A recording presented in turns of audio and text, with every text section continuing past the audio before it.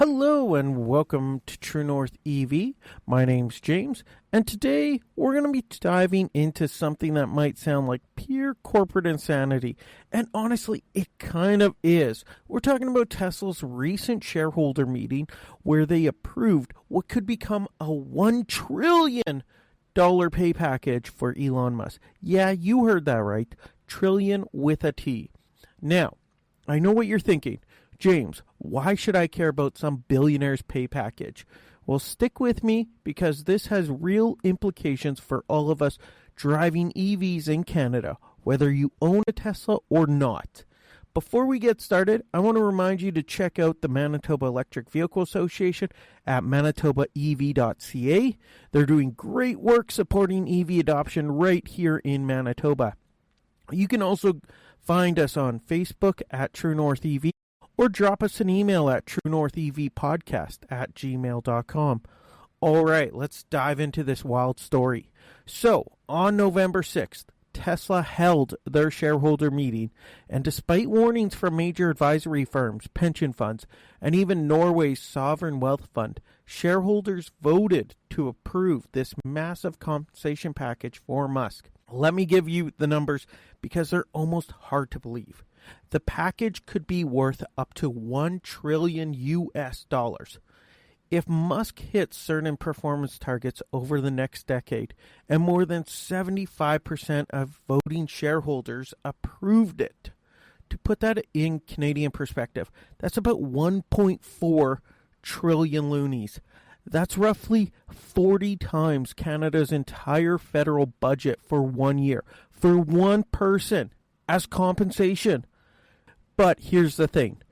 CBC reports that the board designed the package with several ambitious targets Musk has to hit to increase Tesla's market value nearly 6 times its current level, deliver 20 million electric vehicles over 10 years, more than double what Tesla has made in its entire history, and deploy more than 1 million humanoid robots. Now, there's also another part of this story.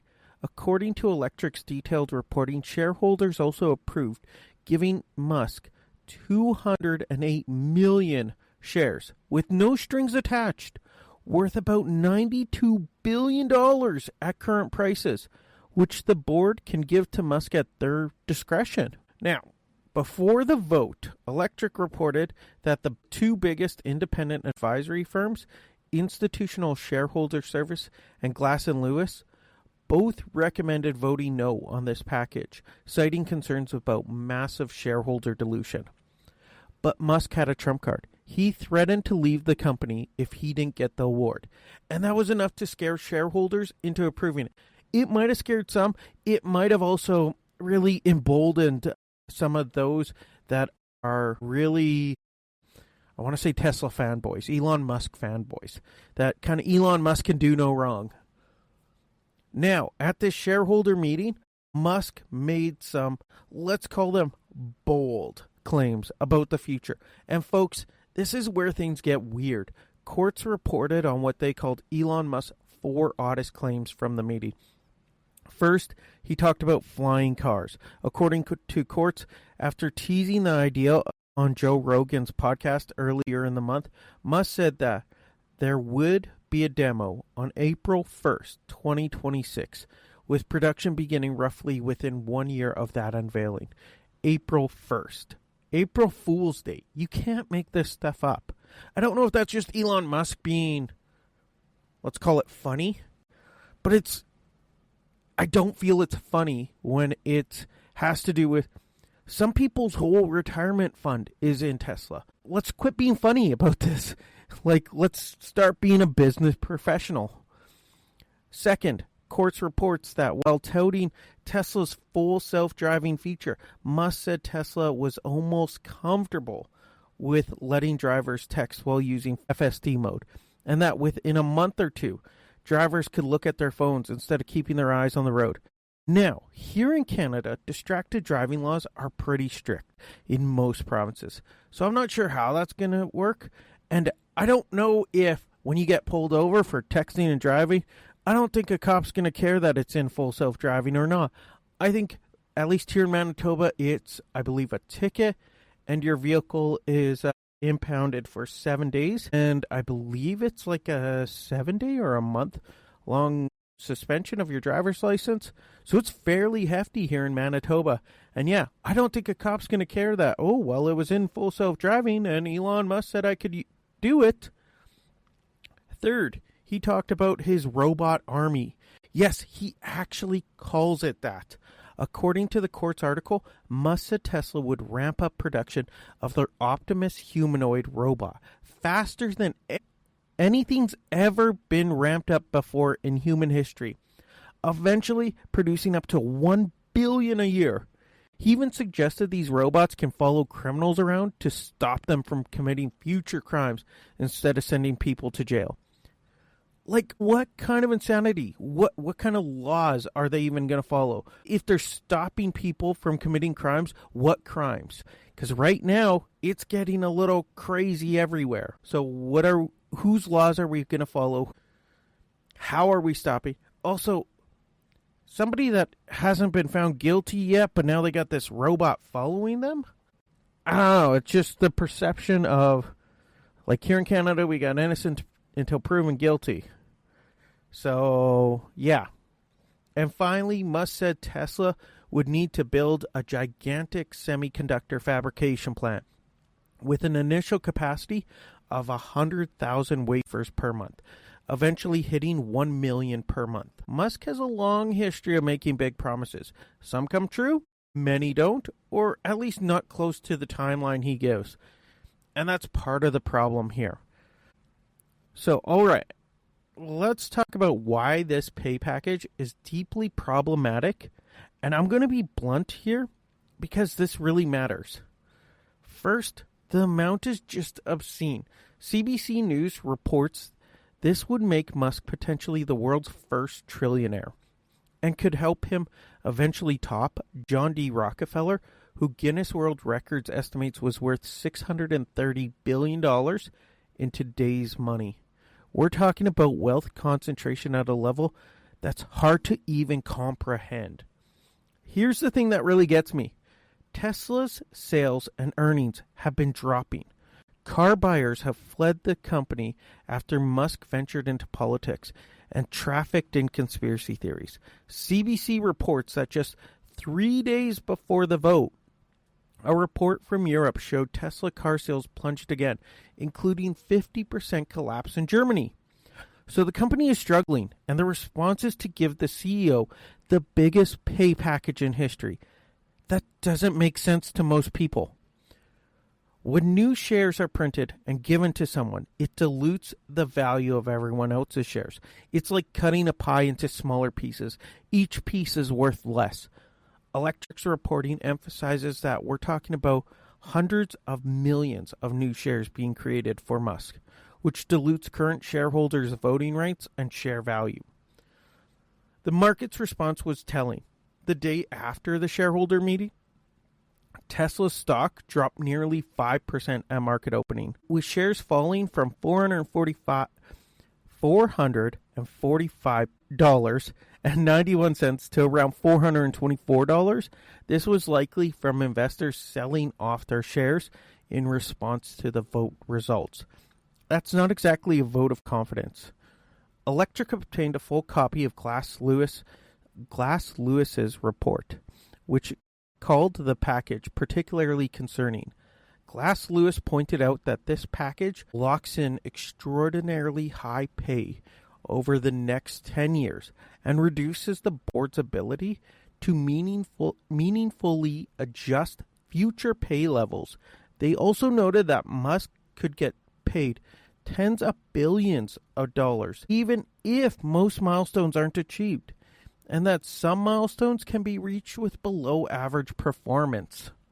And get this, unlike previous votes on his pay, Electric reports that this time Musk's own shares weren't recused from voting on his own payday. He essentially got to vote himself a raise with his existing 15% stake in the company. This is like when the politicians get together and vote on their raise. It just shouldn't be allowed. I feel it also shows he was concerned that it would not pass if he didn't include his shares. I believe this is the first time he's actually included his shares in these kinds of votes. Now, to be fair, there are arguments in favor of this package, and I want to present them honestly. The biggest argument is that the package is performance-based. In order to achieve the full payout, Musk would need to hit several ambitious financial and operational targets, increasing the company's stock market value nearly 6 times its current level, delivering 20 million vehicles, and deploying over 1 million robots. So, in theory, if he achieved all of this, Tesla's shareholders would benefit enormously. The company would be worth so much more than that the dilution wouldn't matter. Supporters say Musk needs to be incentivized to focus on the company as he works to transform it into an AI powerhouse. He's got SpaceX, Neuralink, the Boring Company, and X, which is formerly Twitter, competing for his attention. And all of those, though, he started, he wanted. So what's to say that with this package, he's actually going to focus on Tesla? The pay package is meant to keep him focused on Tesla. According to CBC, Musk himself said the vote wasn't really about the money, but about getting a higher Tesla stake. It will double to nearly 30%. So he could have more power over the company. He even suggested he needs this control, given Tesla's future robot army and the possible danger of humanity if someone else controlled it. With Elon Musk, given his performance at the beginning of 2025, I don't know if he's the type of person that should be controlling a robot army. And here's the uncomfortable truth. Many Tesla investors still consider Musk to be a sort of miracle man capable of stunning business feats, such as when he pulled Tesla from the brink of bankruptcy about 6 years ago to turn it into one of the world's most valuable companies. Shareholders felt trapped. They feared a massive stock sell-off if Musk left the company, regardless of what might happen to actual company performance. So they voted to keep him, even at this extraordinary cost. All right, so why should we, as Canadian EV drivers, thinking about EVs, care about all this corporate drama happening south of the border? First and foremost, the supercharger network. Tesla's supercharger network is absolutely critical infrastructure here in Canada. It's the most reliable fast charging network we have, especially if you're driving through northern Ontario across the prairies or anywhere remote. If Tesla becomes distracted or financially unstable because of corporate governance issues, that could affect infrastructure investments in Canada. We need those chargers maintained and expanded, especially along the Trans-Canada Highway and in rural areas where we don't have many alternatives yet. The good news is that Tesla opened up their charging standard, NACS, to other manufacturers, and most have adopted it. But that rollout depends on Tesla remaining stable. Second, Tesla's troubles affect the broader EV market. When Tesla stumbles, it gives ammunition to EV skeptics. We've already got enough people up here saying EVs don't work in Canadian winters, which is nonsense. I've been driving one in Manitoba since 2019, and it's fine. But when the biggest EV company is making headlines for corporate chaos rather than great products, it doesn't help public perception of the technology. On the flip side, Tesla's instability is creating opportunities for other manufacturers. We're seeing great EVs from Hyundai, Kia, Ford, Chevy, and Volkswagen. The Ioniq 5, the EV6, the Mustang Mach-E, the F-150 Lightning, the Blazer EV.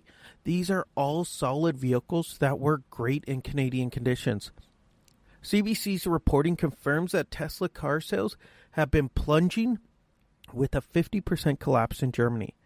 And we're seeing similar trends in Canada. Some of that is Musk's controversial behavior turning buyers away. Many Canadians are choosing other brands specifically because they don't want to support Musk. Others are due to incentives leaving Tesla out. Finally, there's the cultural aspect. According to Electric's extensive reporting, Musk's behavior has ruined Tesla's formerly shining brand. I know Tesla owners here in Manitoba who are putting extra stickers and badges on their Tesla because they're embarrassed to be associated with Musk. That's not good for the EV movement. We need people to be excited about their EVs, to evangelize for them, to help convert their friends and neighbors. When people are ashamed of their vehicles because of the CEO's behavior, that's a problem for all of us.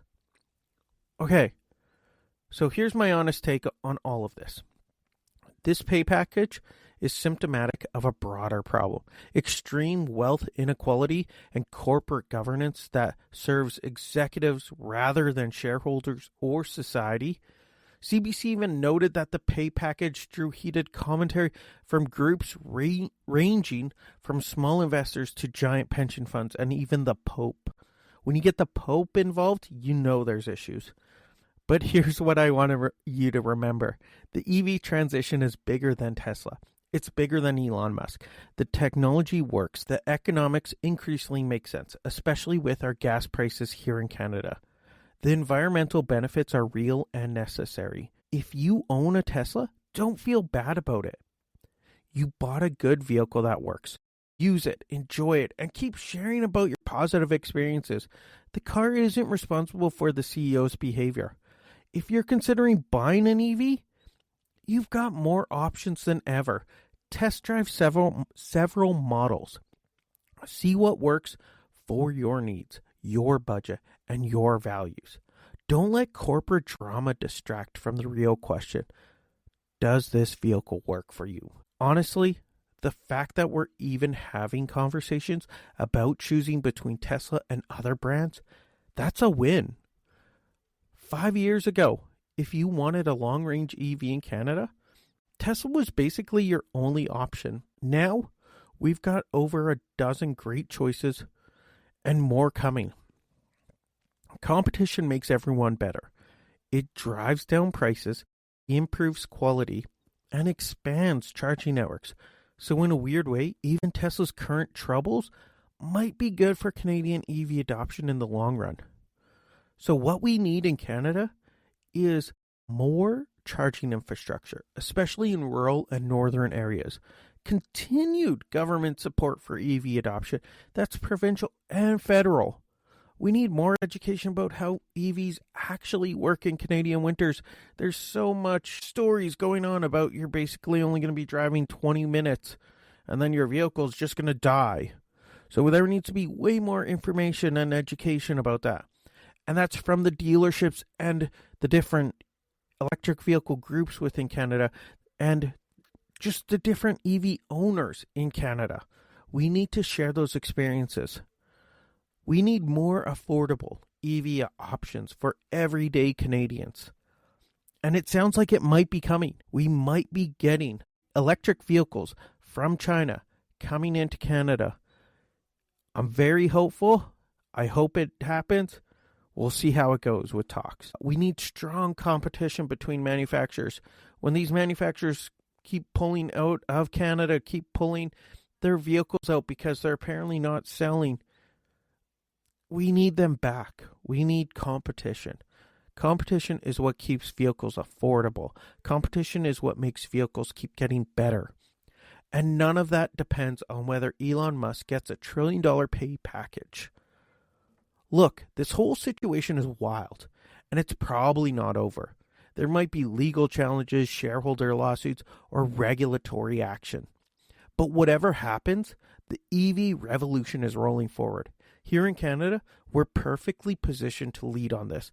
We've got the minerals for batteries, the clean electricity to charge them, the cold weather to test them, and increasingly, the political will to make it happen. Some more than others.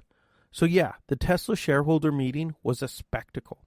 But don't let it distract you from the real story. Electric vehicles are the future. They work great in Canada, and that future is arriving whether one CEO gets paid a ridiculous amount or not. All right, folks, that's what I've got for you today. Tesla's shareholder meeting, and the massive pay package controversy.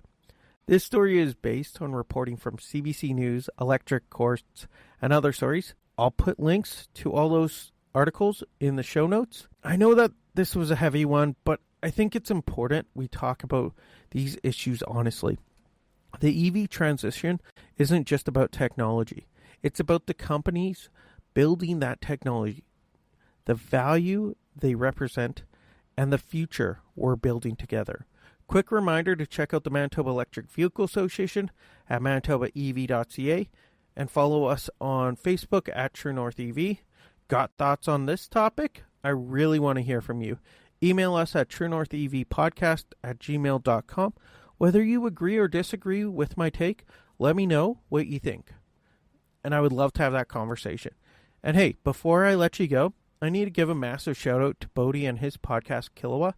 Seriously, folks, if you want a way better analysis of the shareholder meeting than I can provide, go check out Kilowatt. Bodhi is far more knowledgeable than me, and his show is absolutely excellent.